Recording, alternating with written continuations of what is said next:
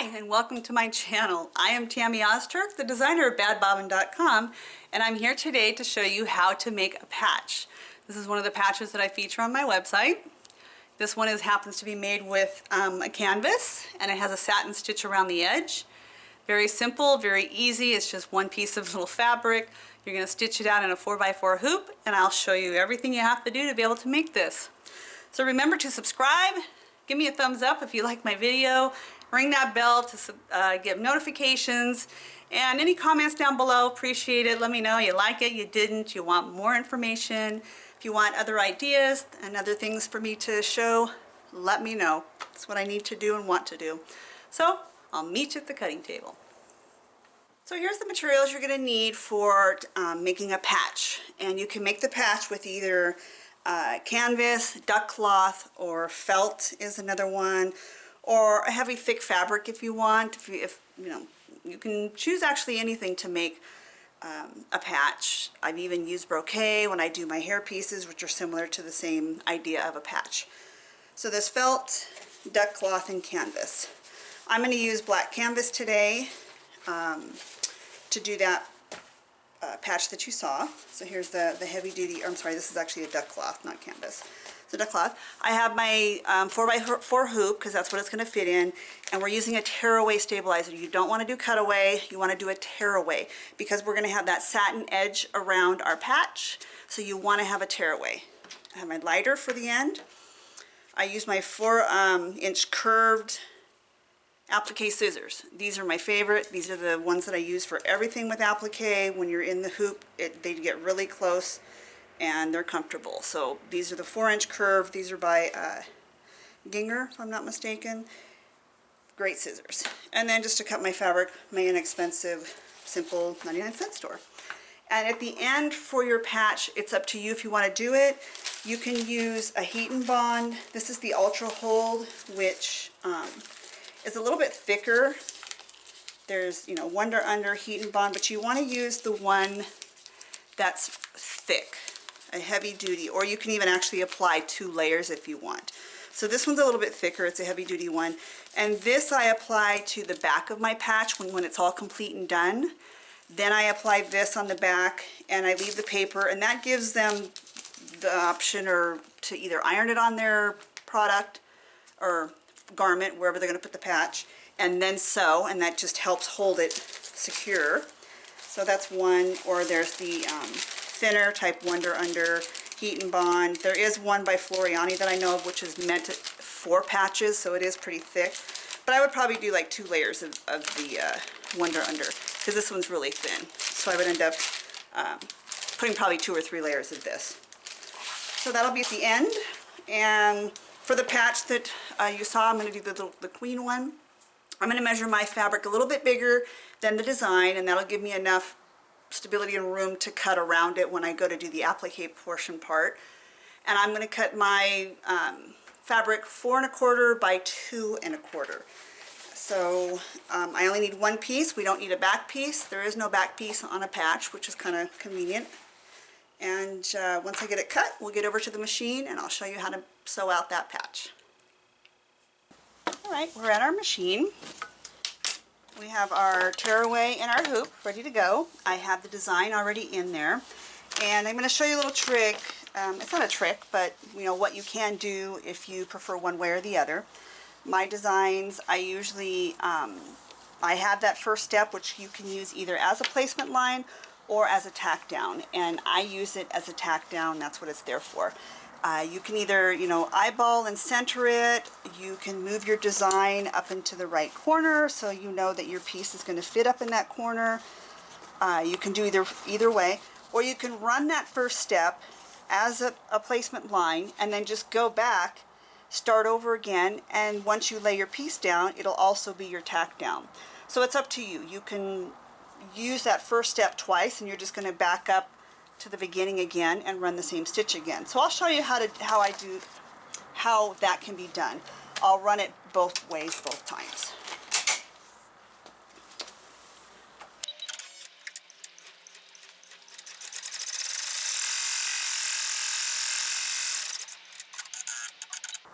All right. So I've done the first step I made sure it stopped so it wouldn't go to the next thing. And I have my placement here.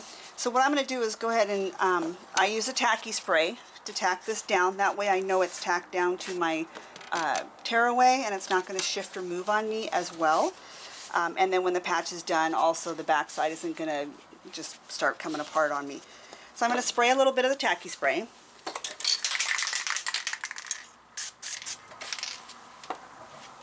And I'm going to place it over the placement line. And make sure, smooth it out, make sure it's tacked down smooth, there's no wrinkles. And I'm just going to go back into my machine. I'm going to back it up to the very beginning, step 1 again. And I'm going to run that step 1 one more time.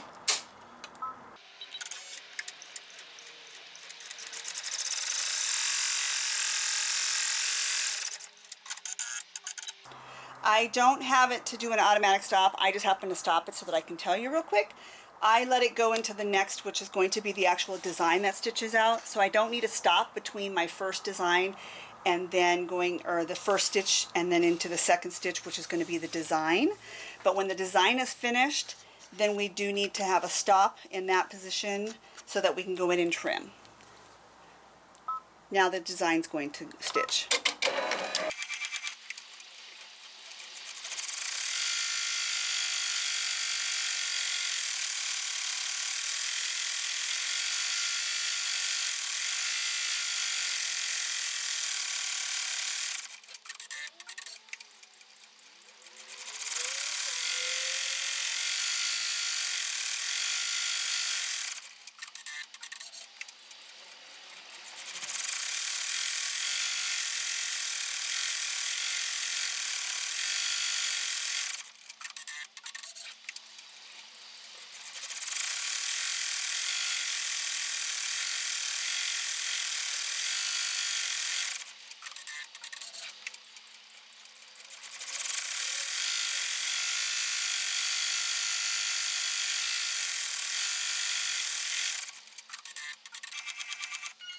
Alright, let me check my design real quick.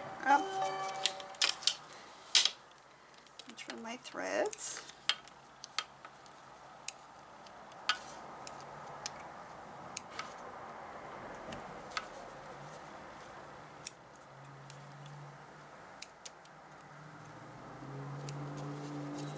That's where I got caught. Didn't see it. There we go. So I've got the center done. My design is done. So the the next step is going to be just to secure that down.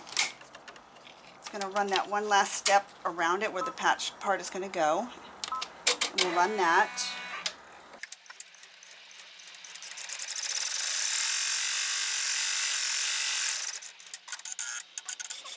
Now before we do our very last step, there's no backing to this. It is left the way it is here with the tearaway. I'm going to pull up around my edges and, you know, get it to pull up. Whoops, I don't want it to tear out. This one actually tore, so sorry. We can use 2 pieces of tearaway as well if you want. So I'm going to cut as close as I can. This is an older tearaway, so that's why it's not cooperating as well. I'm going to cut as close as I can to that line. It's really hard to see, but the last line that it's stitched around, I'm going to cut as close as I can to that line all the way around. I'm going to use my 4-inch curved applique scissors. You can actually make this out of vinyl too if you have a nice pliable, you know, upholstery vinyl, a thin one. You can use that as well for a patch. This one is a satin stitch that's going to go around this patch. So I get as close as I can.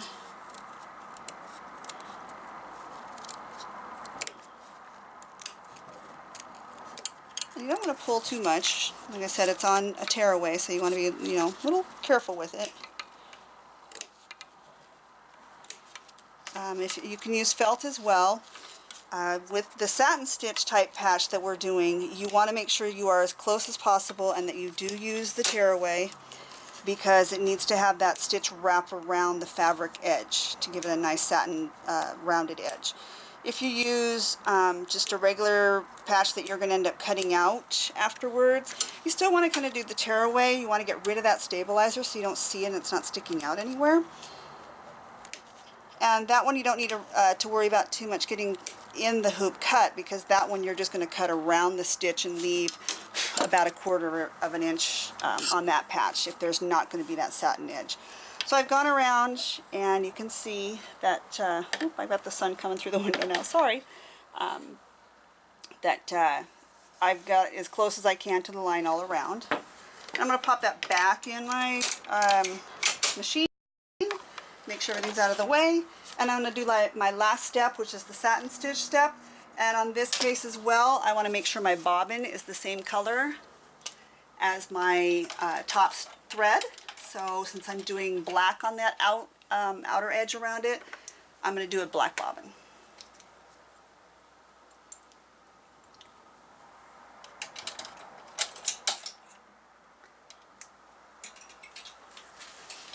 All right, and our last step.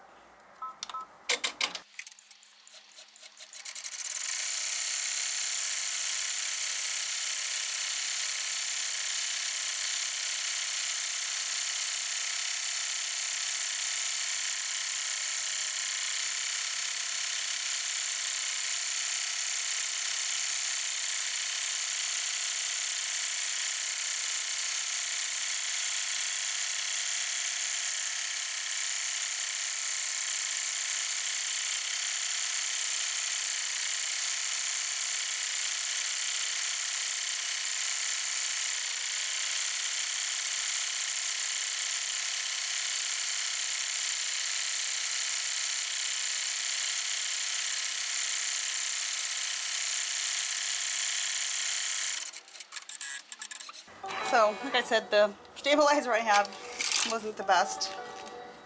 And this one actually popped out after it started stitching. That's the good part about tearaway. So that's kind of what we wanted.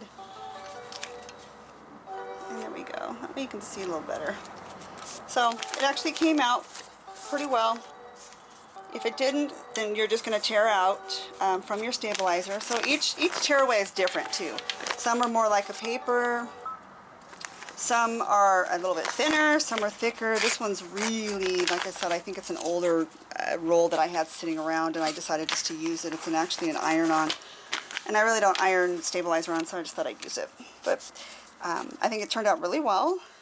We use our little scissors to trim some of the edges. You don't want to go too close, just enough, and then I'm going to take my lighter, and I'm just going to quickly go over the edges with the lighter. Actually, I will show you this at the table because my lighting is just terrible. I apologize for that. Sorry, it's just the bad part of the day and bad part of the year. So I'm going to take it to the table and I'll show you the rest of how to finish that patch at the cutting table. Alright, I'm going to show you back here at the table how this is done. Our patch ended up falling out of our cutaway because the crispiness of this cutaway. Like I said, there's different brands, there's different textures and different styles of tearaway. There's medium weight, lightweight, a heavyweight, depending on what you want to use. Heavyweight might be good, anywhere from a medium to heavyweight for patches, depending on how stable you want them or how thick or how stiff you want them, I'll say. You don't have to remove this stabilizer in here. It's up to you. If you want to sit here and pick every piece of it out, you can. It's up to you. You can leave it, and when we apply our heat and bond, it's just going to kind of seal it in there. So the heat and bond is actually going to hit our stitches, and it's going to adhere to the other stitches along with it. But since I have a really crispy one, I think it might be, you know, just easier just to kind of pull out as much as I can on this one. So this is just a really weird cutaway I have for some reason.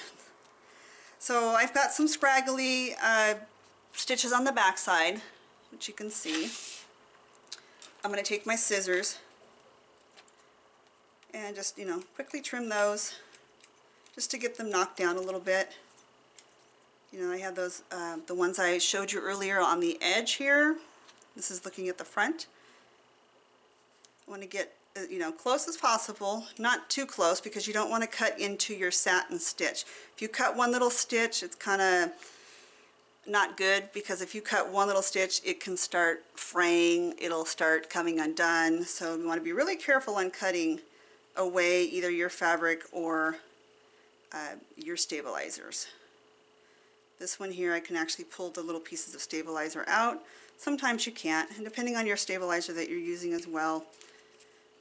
So my favorite thing again is my lighter. So I'm going to, on the back side, singe those little threads down. That way they stay tucked down when I go to add my heat and bond. And then what I'm going to do is quickly run this along my edge. This helps get rid of some of that fuzziness of your stabilizer, depending on which stabilizer you're using.